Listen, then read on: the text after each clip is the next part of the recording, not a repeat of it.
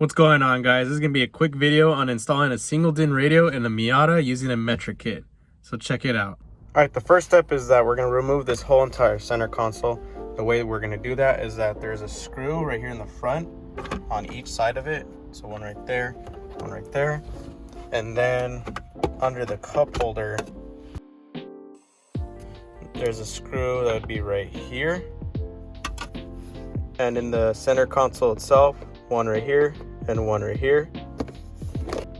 Then we're gonna unscrew the shift knob. And then this whole entire thing should just come up fairly easily. And maneuver this around the levers. And then there's one connector right here.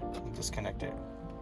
If you have power windows, there'd be another connector. Now it's time to remove the tombstone. So the way to do that is that first we're gonna remove both vents. I already have one out. So the way to remove this one, we're gonna get a screwdriver.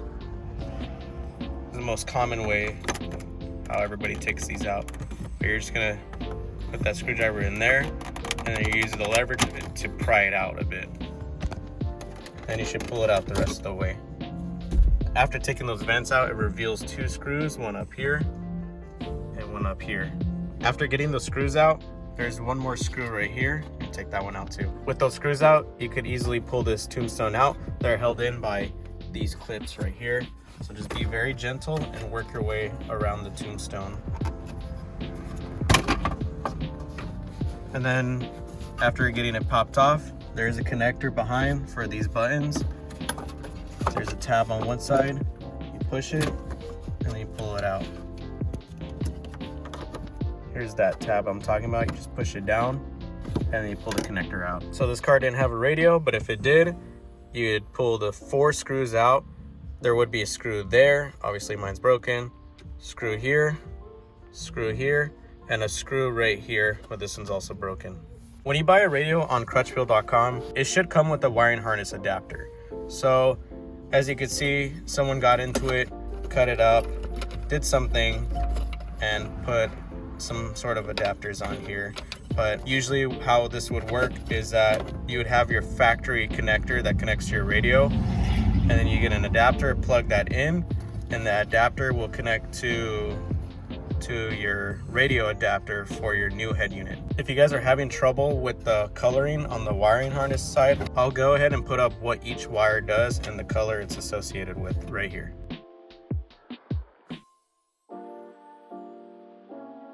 Now before I install my new radio, I'm gonna put this microphone probably right here and route the wires behind the steering column and through the backside. I decided to put the microphone right under here. It's pointed straight towards me, so that should be good. And I routed the wire under through the dash. It comes out on this side right here. Oh, also, if you guys are trying to find the ground, this is the wire right here. It screws onto the metal bracket inside the dash, and it usually attaches to the radio. You can use this ground to attach to your radio harness. Usually when you buy a radio on Crutchfield, you'll get a free or deeply discounted dash kit. And here's a dash kit that is recommended for the 1990 through 1993 Mazda Miata. And this is just a generic Mazda multi-kit for this year range right here. And as many of you have seen, the reviews for this thing is not good. Even though this thing has bad reviews, we're gonna try to use this kit and make the best out of it. And of course, this is a classic. This one's broken. So luckily, I do have a used one with me that I'm gonna demonstrate. Here's the used one right here. So let's talk about how to get this together like this. First step is to grab this part right here. We're gonna remove these tabs, all of these bottom tabs, and all of these top tabs right here. Also, you're gonna remove this plastic piece right here, and then remove this plastic piece here. And then after you get these tabs taken off, then you're gonna get this piece right here, got 4 dowels. You're gonna put this part right here and push it into the holes. So with all that, it should look something like this. It should look pretty bare. So here's that plastic piece right here in the middle, and all the tabs around are cut off. So the way to cut these off is that you could either use some wire cutters or a little saw to take those tabs out, and to smooth it out you could use some 40 grit or 80 grit sandpaper. Next step is to get the sides where the radio mounts to. You want to get the one that has the number 1 on it. So this one has a little 1 stamped into it. The ones you don't need have a number 2 on it. So here we have both number 1s here, and we're gonna use the provided screws, these ones right here, and we're gonna screw this to the side right here. So once you get those screwed on, as you can see, there was multiple tabs here, but we only need the ones that have the marking B on it. So as you can see, A and C have been broken off, and same thing for here. A and C have been broken off. We left B there, and that's going to be the one for the Miata. Do the same thing for the other side. Next step is we're going to grab this cubby, and the part that's flat on the bottom inside of here is going to be the bottom of the tray, and we're going to go ahead and slide it in and clip it in place. Now we're going to screw the radio to this, and my radio fits a little smaller than I guess other radios. As you can see, there's room on the side, and there needs to be spacers. So this kit actually does come with spacers right here. Now those spacers are in there, I'm going to slide the radio and screw it in. Now those holes are lined up, we're going to use these screws right here.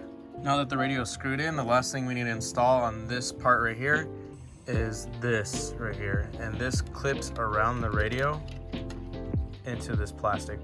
And now this is the complete unit that's going to bolt into the car. The fitment is not the greatest, but it definitely isn't terrible. But this should be good enough for what we're doing. So I'm gonna go ahead and install this in the car right now. So I have my microphone connected to the microphone input, and then I have my radio harness connected right here. And I'm not gonna connect the antenna because I deleted the antenna.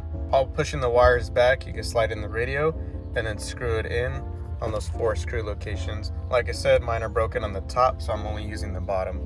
Now's a good time to test your radio and see if it turns on. There we go. As you can see, the radio is on and it's in setup mode. And now we're good to put the car back together. And everything is in reverse order. Alrighty, so everything is all installed and screwed into place. So this kit is not as bad as everybody makes it seem like it is, but it would be nicer if they had a specific kit for the 1990 through 1993 Miata years. They do have a kit for the 94 and up Miatas, but as for the earlier Miatas, this is the only thing you get. I wish they made something that's more specific, so that way you don't have a bunch of parts that you don't need. But I'm pretty happy with this because it does the job. I didn't really see much videos on this, so that's why I'm making this video, so you guys could check it out and see what you guys want to do to your Miata. But hopefully this video helps, and feel free to comment down below and let me know what you guys think. Hope you guys enjoyed the video, and I'll see you guys in the next one.